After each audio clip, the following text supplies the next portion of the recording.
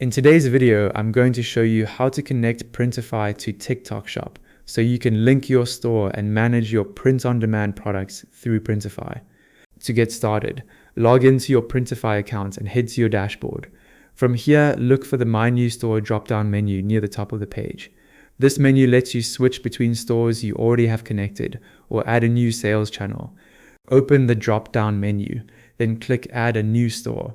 You'll now see the available platforms that Printify can connect with. Choose TikTok Shop from the list. This starts the connection process between your Printify account and your TikTok Shop seller account. Quick side note, for more straightforward Printify tutorials, be sure to subscribe to Ecom Control. Printify will then prompt you to provide the details for your TikTok Shop account. Enter the requested account information and follow the authorization prompts to approve the connection. This permission is what allows Printify to sync with your shop for product publishing and order fulfillment. Once you've completed the account connection, your TikTok shop will be linked to Printify.